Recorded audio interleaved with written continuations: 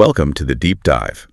You've sent us a stack of sources, these foundational documents from organizations like the ICF, and then this deep expert analysis on how to actually apply those principles. Right. So our mission here, it's pretty simple. We take these complex sources and we synthesize them into knowledge that's, instantly applicable. We really want you to walk away with a true competitive edge. And this dive is, I think, a bit unique because we're actively comparing the two. We have the foundational, the official criteria, and then we have the expert why and the how of mastery. Exactly, taking those dense definitions and making them spring to life. Yeah, that's the goal. Okay, so today we are zeroing in on a really critical skill for anyone focused on client transformation, client growth.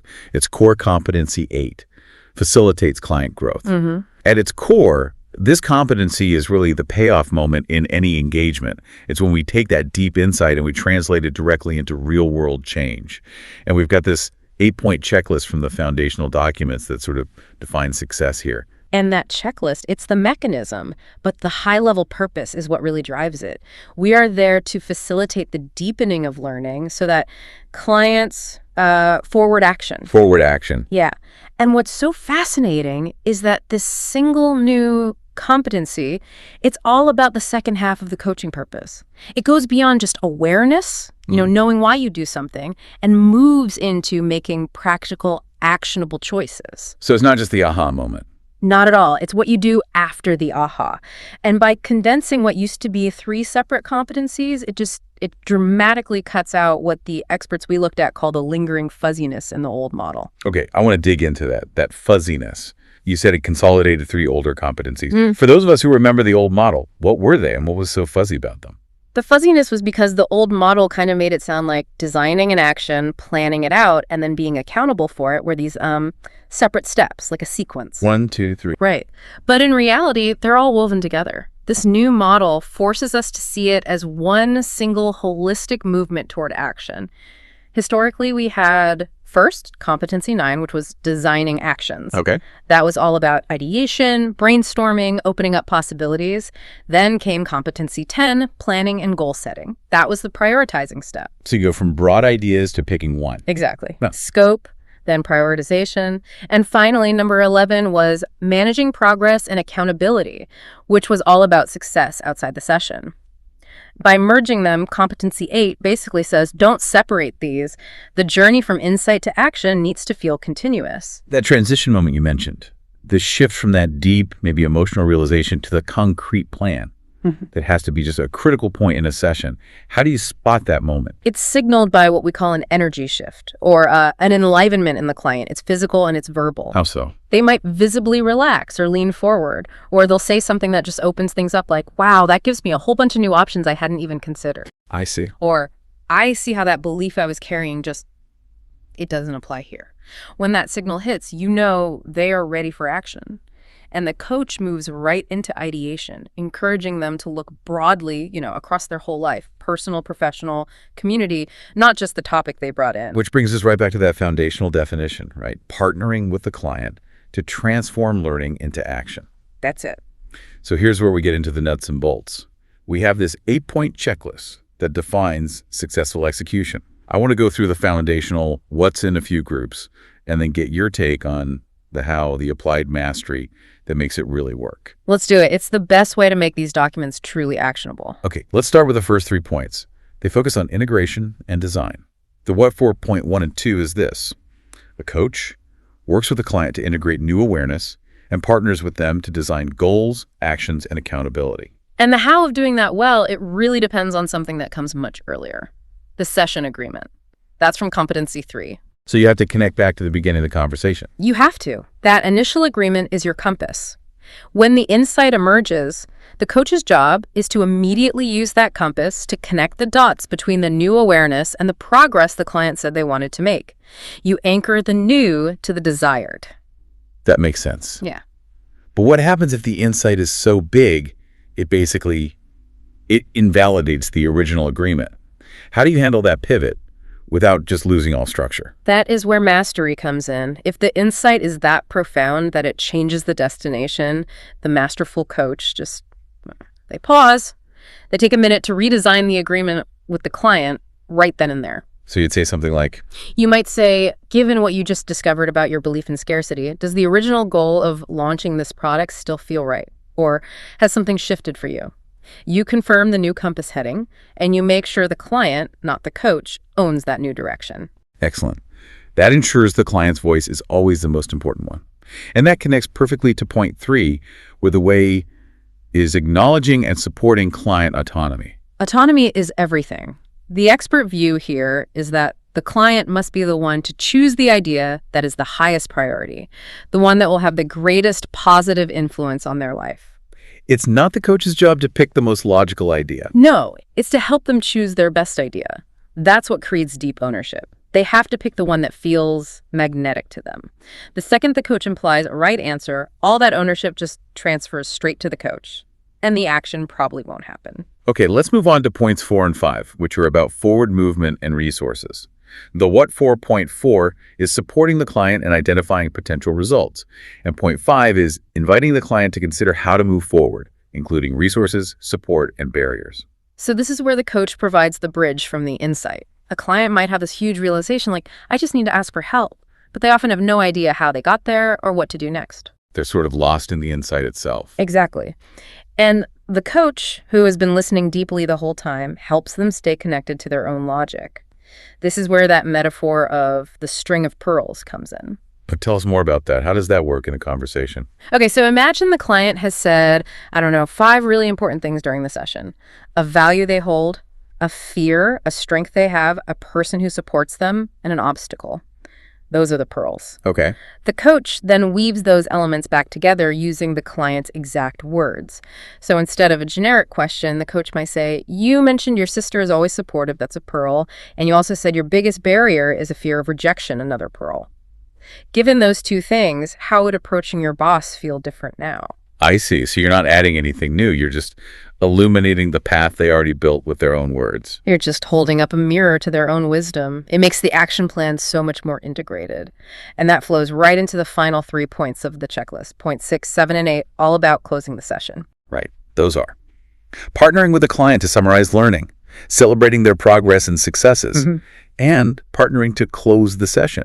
So how do we make sure that final commitment really sticks? Mastery here is all about making the commitment comprehensive, totally fleshed out.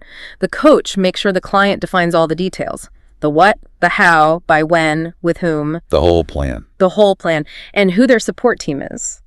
And crucially, what success measures look like. It is not enough to say, I'll talk to my boss. It has to be more specific. It has to be, I will schedule a 15-minute talk with my boss by Thursday, and I'll know it was successful if I clearly state my request and feel a sense of calm afterward. The goal is for that commitment to be so detailed, so planned that it's in their bones. They shouldn't need notes. The learning is grounded in who they are. That sounds incredibly rigorous, but it also points to a huge internal shift the coach has to make. You've called this the inside job. What's the pitfall here for professionals who are used to being effective problem solvers? The pitfall is being helpful. I remember early in my training, I was coaching an executive, and he just could not prioritize his inbox. It was overwhelming him. And I saw the problem instantly. I felt that surge, Urge to fix it. Yes, to tell him, just implement the 2-minute rule or some other hack.